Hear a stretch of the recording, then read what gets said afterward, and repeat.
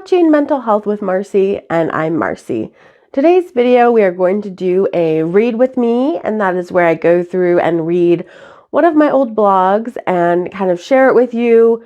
It's been a while since I've written it, and so I kind of have some fresh insights. Do I still agree with the thoughts I had back then? Do I have any kind of updated opinions that I want to share with you? So that will be the topic for today. We are going to be doing how my anxiety has both helped and hurt my career. Again, I have it all printed out, ready to go. So we will have to say goodbye to our Stuffy. Isn't she so cute? She's adorable. But I just wanted to have her for the beginning part of the video. But I will need to hold my papers. I need two hands for this. So this blog has really been, in my opinion, a turning point in my mental health journey. You can kind of see where in my previous blogs, I was really talking about, I'm just so successful. I know what I'm doing. I know how to lead. I'm really successful at work and all of those things. And then this is the first blog where I really start to talk about my mental health conditions and really start to talk about anxiety and stress. And you'll even see in this blog how, or I believe, again, it's been a long time since I've read it, but where I talk about, because I said how anxiety has helped and hurt my career. And so I still feel like there's this positive to having anxiety. And I feel like in my mind, I normalized it that like, this is just how it's supposed to be in order to be successful. And yeah, this one's going to be an interesting one because I feel like this is really like the turning point from when, my anxiety and, talking about work, I really started to embrace realizing that it was a problem, and not thinking, oh, this is just like the impetus or, help to get me up the ladder to success. And so, yeah, I'm really curious how this one will go, but this one's an important one, I think, in my journey personally to really realizing my anxiety and getting, into therapy and getting on psychiatric medication and the whatnot. So let's get started. Let's see kind of how this holds up today and see if I agree that my anxiety has helped my job. I don't think I will. I think I've come a long way in terms of like therapy and working on myself since I wrote this probably about 5 years ago. But yeah, let's get started. I have always been attracted to stressful jobs, from scrambling in the newsroom to get the newspaper out because breaking news happened to trying to piece together a client proposal at the last minute. I thrive working under deadlines. Nothing can really beat the adrenaline you feel when you're pushed up against a wall and you have to deliver a quality product under deadline. Nothing can beat the rush you feel when the odds are stacked against you and everyone is counting on you to pull through to get done. Some people might find this kind of pressure absolutely terrifying and not a positive adrenaline rush, so to speak. For me, it's the only way I know how to work, which I mean, like, if that's not a red flag right there, like I can only work under stressful situations. Like I totally disagree with that now. That's like not how I want to work anymore. But deadlines are one of the many contributors to the birth of my stress-induced anxiety, which has both helped and hurt my career. How I developed stress-induced anxiety.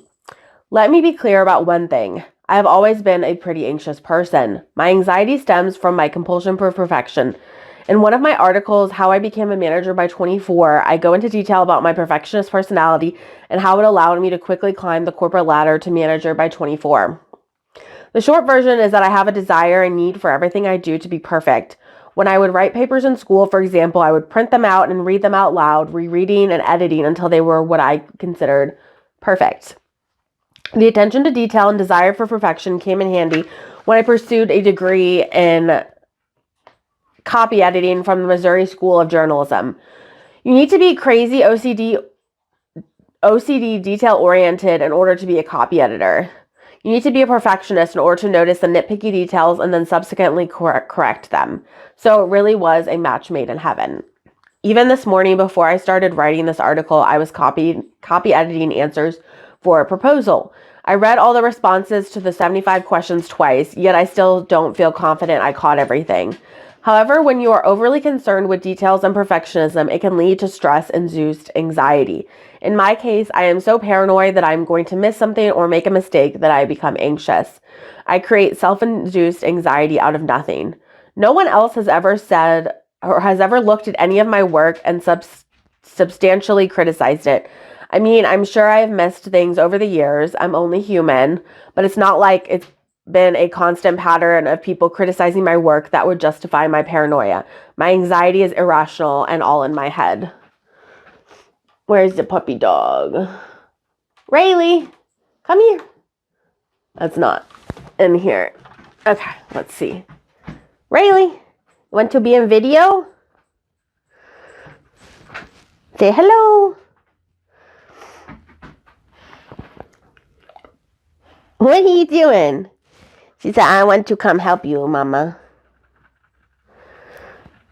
She's so silly. Anyway.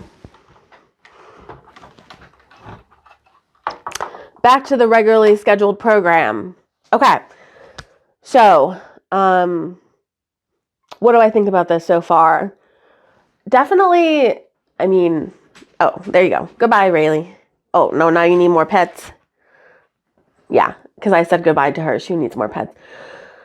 I definitely don't agree with the whole idea that, like, stress is what's going to lead to success. I know that's, like, what I thought at the time, but that's definitely not what I feel like now. And so I definitely, I just look back on poor past Marcie and just, I wish I could tell her all the things that I know now, but I know that it is just a journey and that we have to let ourselves go on that journey and learn. And I didn't have all the answers that I have now. But yeah, let's get into the birth of my anxiety in college. As I mentioned earlier, I have always been a perfectionist when it comes to school. Even in high school, I had to go way above and beyond. In addition to reading and rereading papers time and time again, I would study a ridiculous amount for tests. You wouldn't think you could study too much for tests, right? Wrong. For example, I would handwrite my notes, then type them up and make flashcards on them. No one should have ever spent that much time and energy on something, much less a school exam. But I did it anyway because I was so focused on perfectionism and achieving success. And I did achieve success. I graduated as valedictorian of my high school and I received a few academic scholarships for college. When I got to college, I was no different in terms of my overachieving behaviors. I would still repeat my ridiculous processes of rereading papers, writing notes multiple times, and creating flashcards. I was very successful for the majority of my college career as well because of this compulsion for perfectionism. I graduated with a 3.94 GPA and summa cum laude honors. I am proud of everything I accomplished in my schooling, both high school and college. I worked very hard to achieve this success, but I'm not sure if it was worth all the stress-induced anxiety I needlessly put myself through. Where I really cracked was when I got to my senior year of college. The previous 3 years, I really hadn't worked very much. I maybe worked 10 to 15 hours a week tops as a writing tutor, so I was able to devote most of my time to my studies. When I got to my senior year of college, I had 2 jobs in a reoccurring shift for one of my design classes. Between my job as a writing tutor, the print desk manager, and design shifts, I was working anywhere from 30 to 40 hours a week while going to school full time. For me, this came as a big adjustment because I had very little time to devote to my schoolwork. Working basically full-time and attending classes full-time was a challenge in and of itself, much less spending the time to do the actual schoolwork, such as the readings, papers, and tests. With these new added priorities to my schedule, I should have just lowered my standards and not been as perfect, right? Wrong. That would have been the healthy thing to do. But knowing the perfectionist I was, I tried to do it all, but I couldn't do it. So I broke. Hence the birth of my stress-induced anxiety. I put so much pressure on myself to still get straight A's my senior year, even though I really didn't have the time to do it all. Plus, when I started as a print desk manager, I put a lot of pressure on myself to succeed and do a good job. I didn't want to disappoint anyone since I had been entrusted this job of making sure the newspaper got put together well and published by the required deadline. I couldn't just do an okay job with any of my responsibilities. Everything had to be perfect, which eventually started to wear and tear on me emotionally and physically because I just didn't have the time or energy to be perfect at everything. I can't remember a particular situation, day, or breakdown that I realized I had anxiety, but I knew it was always there throughout my college career, weighing on me, especially that last year when I tried to do it all. I consider my anxiety stress-induced and that it's not all the time or every day. Okay, that's a lie. I mean, maybe it's not a lie that back then I wasn't like purposely lying to you all, but I have anxiety all the time. Like, it's definitely not just stress induced, or maybe I'm just stressed all the time. I don't know, but I have a lot of anxiety and it's like all the time. So it's not all that. But anyway, so you would think it would be better since it's not a chronic condition. Hello, Past Marcie. It is a chronic condition. We have this thing called mental illness, but again, Past Marcie didn't know this. The problem was that the stress never went away. Between school and work, I was stressed and subsequently anxious 24/7. Also, at that same time, my boyfriend had decided to join the military, so I had to deal with no communication except letters while he was in basic training and the long distance. It was just one more stressor to add to the list, and of course, I put the unrealistic expectation on myself that I had to write a letter every single day, even though that was never asked of me, so I just became even more anxious. I wish I could say that once I graduated college, my stress and anxiety lessened, but it wasn't the case when I took a job as a proposal coordinator. And that's the thing with me and my anxiety. It comes from a lot of these unrealistic expectations that I put on myself, really impossible expectations, and things that no one else has asked of me. And that's the thing, that it's really self-imposed. And so those have been really difficult and stressful experiences because I put these expectations on myself. When I don't meet them, I just beat myself up and feel terrible about it. And so that's definitely where a lot of my anxiety has come from. But let us get into the stress of proposals. Immediately after graduating college, I started my job as a proposal coordinator for CGI's Financial Solutions. I really didn't know much about what to expect as a proposal coordinator. I do remember my interview with my former boss when she asked about how I worked under deadline pressure, and my answer then and now is that's the only way I know how to work. I started the job and quickly fell into the quick pace of proposals. We would get a proposal in and sometimes have to turn a response around in a matter of days. I was right at home. I mean, a couple of days is longer than a daily newspaper deadline, so it was nothing unfamiliar to me. One of the most difficult parts about coordinating proposals is that you often have to wait on other people to get their parts done in order for you to do your job. For example, I couldn't copy edit or format the proposal until I received all the content. I could do some of it in advance along the way, but because things would get re-reviewed and moved around, I would still have to look it all over again in the end. What would be difficult is when I would have very little time left to finalize a proposal before client deadline because I didn't receive the input from the subject matter experts early enough. Now, this wasn't an unfamiliar situation to me either, receiving content late in the game and having to get it done in a short time period under deadline. On more than one occasion, we would get a city council story in late, for example, when I was working on the newspaper, which would have to be very quickly edited and inserted into the newspaper in order to meet our deadline. Or breaking news would cause us to completely rearrange our front page and subsequent news pages. No, this wasn't unfamiliar to me, but it still didn't make it easier for me to let go of certain things. By that, I mean, in order to meet a deadline, if you don't have enough time to do everything you'd like to do, you have to prioritize the most important things. I probably wouldn't have time to read the entire proposal word for word, but I could run a word spell check on it. I might run out of time to fix a slightly off footer, but at least I could make sure we had the right year and legal entity on the proposal. It was and still is a balancing act of figuring out what you can feasibly get done in the given amount of time. To this day, I still find it hard to let go of these details because I want everything to be perfect. It kills me to send out an imperfect deliverable to a client. I realize some of the nitpicky details are not going to be the difference in winning a bid or not, but I can't shake my devotion to getting things done right, regardless of its impact on my health.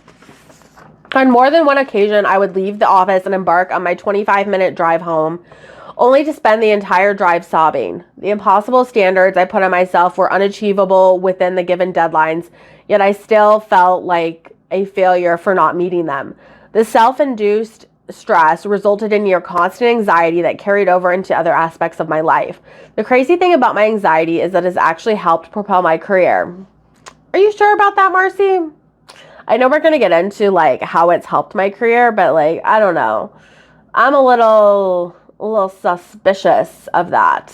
The cause of my anxiety ultimately leads back to my compulsion for perfection, which is the primary reason I was able to rise to manager by age 24. It's done me a world of good and allowed me to achieve a lot of success along the way. But was it worth it? And I'm just going to answer, I think that was a rhetorical question, but no, it was not worth it. If I could go back, I wish I would have gotten help for my mental health conditions and my anxiety and depression so much earlier. I wish I wouldn't have pushed myself and made work my identity. I know we have to learn these lessons over time, but I would have really liked prioritizing my mental health a lot sooner. So let's get into the controversial part about how my anxiety has helped my career. One of the best things my anxiety has done for my career is allowed me to work successfully under deadlines. That feeling of adrenaline working under deadlines that I described at the beginning of this article, part of that feeling is my anxiety. It fuels my desire for perfectionism and achieving success, so I work even harder to get things done right and on time. For some people, anxiety could cripple their ability to work under deadlines, but for me, it really just propelled me forward. In the moment, the adrenaline motivates me like a drug. It's only afterward, when the drug's worn off and I come down from that high, that my anxiety comes crashing down around me. Another area where my anxiety has helped my career is my chosen career path. Because I am so focused on details and anxious about getting everything right, it has made me an exceptional copy editor and proposal coordinator. Without the anxiety/fear of failure always pushing me, I don't know if I would be so worried about the details and getting everything right. Maybe I would be, but I think my anxiety has definitely played a major part in my professional success. Additionally, because I notice everything and want everything to be perfect, I have been able to bring invaluable process improvement to our proposal processes. I am unable to stand by and let things go when I can see a way to do things better, so I volunteer to improve our processes by creating standard templates, developing a proposal answer repository, etc. I also quickly started taking on more responsibilities in the group. Taking on more responsibilities is nothing new for me since I have always tried to do it all. By taking on more and providing additional value to the team, I was able to quickly move up in our group to proposal lead and later proposal manager. It's a little terrifying to admit that all of my successes are due to my anxiety. It makes me think that if I didn't have this anxiety, would I still be as successful? Would I still be as motivated and ambitious as I am today? Would I have been able to move up the ladder so quickly to management by 24? I honestly don't think so. Now, I'm not trying to promote unhealthy behavior, and I don't think you have to have anxiety in order to move up professionally by any means. But for me, my anxiety stems from stress, which stems from my compulsion for perfection. And that compulsion for perfection is what has driven my success from my education to my professional career. For better or worse, I wouldn't be where I am today without my anxiety. And I really don't like that thought process that my anxiety is what made me successful. I think it did have an impact, but I feel like I just falsely equated that rush, that anxiety feeling with professional success. And I feel like there are a lot of ways to manage your anxiety successfully and be professionally successful at the same time. And so it's not like a mutually exclusive thing where you have to, have anxiety or be successful or mix them together or whatnot. So yeah, now let's get into how my anxiety has hurt my career, which I think there's definitely a lot more on that side, in my opinion. And not even just my career, but like personally, you can really see how this blog is focused very much on my professional career and like that is everything. But I didn't really focus a lot on how it's hurt me personally. So let's see if I get into any of that. But it really did have, it has had and continues to have a negative impact on my personal life. So how my anxiety has hurt my career. One of the most obvious ways that my anxiety has hurt my career is my inability to delegate. Now, if you ask my team if I delegate things, they would say absolutely. I have been getting better about it, but it has been a difficult journey to get there. Because I want everything to be perfect, I think I am the only one that can do it correctly. That requires that I do everything myself. But if you want to move up into a higher position and oversee other employees, you have to be willing to delegate. Otherwise, you will always be stuck in your current position and will never be able to move up. It took me a long while to be able to delegate. I spent lots of time training other team members of the team on various tasks, and over time I had to step back and let them do their own work without me overseeing every little detail. If I didn't step back and stop micromanaging them, they would never be able to do things on their own and succeed. Also, as I tried to do their job and my job all at the same time, I would be emotionally and physically drained. I had to learn over time and with a lot of practice and coaching from my former boss that you just have to trust that you trained your team well and they can do the work just fine themselves. Also, I had to learn that not everything has to be perfect. I will say I am better about the first one, letting my team do their own thing, than the second one of realizing that not everything has to be perfect. Of course, I still want everything to be done, quote unquote, my way, but that's not a productive environment for a team to thrive. I need to empower my team to learn my way, but also bring their own ways to the table to make our team and our deliverables even stronger. One of the hardest lessons I've ever had to learn, and that I'm still very much learning, is that everything doesn't have to be perfect. One of the best pieces of advice I've ever received is that what we're doing is not life or death. We're not doctors saving people's lives. We're not carrying people's organs in coolers to do organ transplants, as one of my colleagues would like to say. No one is going to die if I don't get a footer lined up correctly on a proposal. But for some reason, for me, it feels that way. The urgency desire for perfection seems absolutely ridiculous when you compare it to life and death. We need to all remind ourselves more that it's okay if we aren't perfect in our work. Of course, we still should strive for perfection wherever possible, but not to the detriment of our physical and mental health. Which, I don't believe in that really anymore, that we should be striving for perfection. I think we should be striving for good enough and striving for... This dog is driving me up a wall. Bailey, come here. Come here, Bailey. Rayleigh's looking at me. She keeps whining. It's really annoying. But anyway, I don't believe that we should be striving for perfection. I think we should be striving to do our best. That's really what I think we should do. If we strive to do the best that we can do, that's all we can do, in my opinion. We just try to do our best. We try to make progress, and it's progress over perfection, in my opinion, is trying to actually move something forward and make valuable progress versus just trying to get something to be perfect. So I definitely disagree with that point. But let us see some other ways where it's hurt my career. Another area where my anxiety has hurt my career is that it has caused me to waste time because I keep rereading and redoing things when they were probably just fine the first time. Of course, this makes sure that everything I put out there is of top-notch quality, and that's okay. However, it's not okay when the amount of time you spent on it isn't worth it. If I spend 10 hours editing member recognition write-ups that don't bring in any revenue to the business, is that really a good use of my time? Of course, there are lots of roles and tasks that don't bring directly in revenue to a company. However, you should prioritize and spend enough time on something without going overboard and just wasting time and money. The more anxious you are, the less efficient you end up being in the end, which has made it so I wasn't able to get to other more important things done because I was so worried about small details of an unimportant initiative. Additionally, I can lose sight of the big picture when my anxiety forces me to hone in on the details. I am most definitely a detail person, not a big picture person. For example, on a recent proposal I worked on, I spent a lot of time correcting small details up until the last minute, which ultimately led to the proposal being submitted late. Those smaller details could have been sacrificed had I realized the bigger picture issue of submitting the proposal on time. I did mention that I am good at working under deadlines, but it is still an internal struggle for me when I have to sacrifice quality in order to meet a deadline.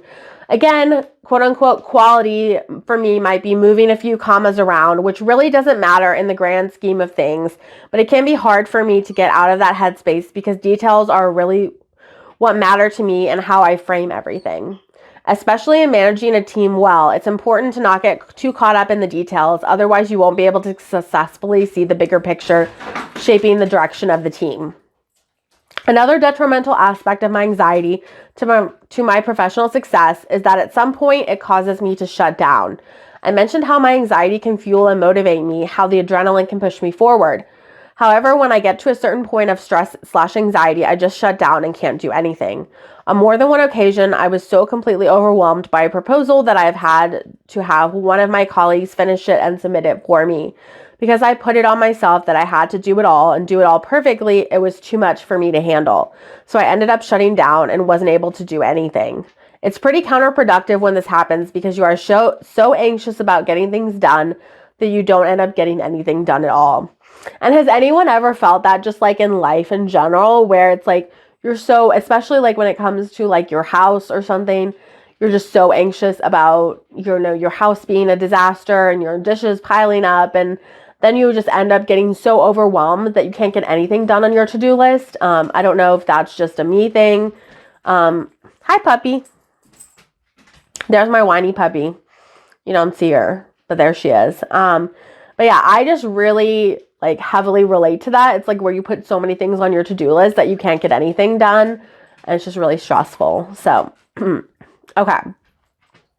The final way my anxiety has hurt my career that I'll mention here is probably the most troubling. It has nothing to do with the business, like me wasting time or shutting down and not being able to work. It has to do with me personally. My anxiety has affected every aspect of my life. It seeps from my professional life into my personal life. If I have a bad day at work and, for example, cry the whole way on the drive home, it's going to affect the rest of my evening and potentially even week. I'm not going to want to do anything else because I'm already so overwhelmed with stress from work. This has stopped me from enjoying myself and doing the things I want to do because I let my anxiety control my life. If this sounds familiar to anyone out there, I just want you to know that this is not healthy. Anxiety, whether it be personally, professionally, or both, is a serious condition that you need to address. If you just try to bury it down, it will only get worse. Is there such a thing as a healthy amount of anxiety? I really don't think there is ever a healthy amount of anxiety. In this article, I've treated my compulsion for perfection and anxiety as nearly synonymous because that's where my anxiety comes from. My perfectionism has been good for me in that it has made me extremely ambitious and driven to succeed. But where it became harmful was when that drive to succeed turned into anxiety and started interfering in my everyday life. So ambition is perfectly healthy to have, but anxiety is not. Also, I think it's an important point to make that just because you like things to be right doesn't necessarily mean you are anxious. And also, people who have anxiety are not necessarily perfectionists. My anxiety just happens to stem from perfectionism, so that's why these two things have been conflated throughout this article. I understand this is not the same for all people who suffer from anxiety, and I understand my experiences with anxiety are unique to me and me alone. Overall, I think it's important to have a healthy amount of drive to succeed, but when that ambition turns into anxiety, that is where the problem lies. How do you overcome anxiety? If anyone has any ideas of how to overcome anxiety, that would be greatly appreciated because I still struggle with it every day. I don't think you can ever really overcome anxiety. I think you just find ways to live with it. There are lots of things you can do to start combating your anxiety, such as talking to a therapist, building healthy habits, and practicing self-care. And there's medication available if you talk with your doctor/therapist and decide that's the right course of action for you. I don't have all the answers of how to overcome anxiety, but I'm hoping to start a conversation, especially for highly driven individuals like myself who don't want to admit they have anxiety because they see it as a weakness. If you get anything out of this article, realize that it's okay to admit you have anxiety. Honestly, probably a lot of high-powered executives have it. How do you think they got to where they are today? It's terrifying admitting you have a problem or flaw, especially if you're a perfectionist like me, but you can do it. Recognize your anxiety and make it a priority to address it. Wow. Excuse me. We will get my stuffy back in screen, in frame for the outro. But yeah, that is, it's probably one of like my most impactful articles that I've written, that I feel like that's what really caused me, that I was really talking to myself when I said, recognize that your anxiety is a problem, that you need to address it. Because I had prior to this, I had not addressed my anxiety as an issue. I had not addressed it as a problem. I didn't think it was anything, to worry about or to fix. I just thought that's how everyone was, and that's how you are successful. You're just anxious all the time. But now I just know that that's not the case, and that it's really unhealthy to lean into that anxiety and lean into it as a crutch, and to conflate anxiety as, equal to success. I definitely don't agree with that anymore. And if you are struggling from anxiety, I would highly recommend reaching out to mental health professionals. It's just really good to have someone to talk to, a therapist, to help you have that you can work through that. If medication's right for you, that's always an option. Having mental health support groups, trusted friends or colleagues that you can talk to about your anxiety. It's just been a real journey. And reading through this, I've really realized how far that I've come. Like, I have come so far. Like, work is not my identity anymore.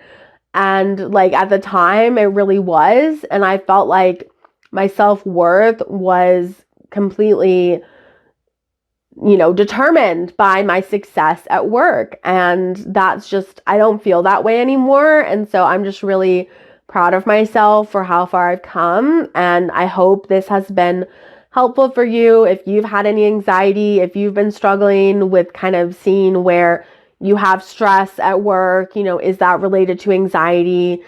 Is anxiety something you need to address? Feel free to share any experiences in the comments down below. I would love to hear from you, especially if you have anxiety or know someone who does, or just, have anything to share about work stress. I'm sure we all have experienced work stress, and I would just love to hear your experiences, any suggestions you have, any coping techniques, because I am still struggling with anxiety to this day. So it has not gone away over the last 5 years, but I feel like I do have at least a little bit of a better handle on it. So maybe in a future video, we can talk more about anxiety, kind of how I deal with it today. But for now, that was how anxiety has helped and hurt my career in my Read With Me series. So thank you so much for watching, and stay well, my friends.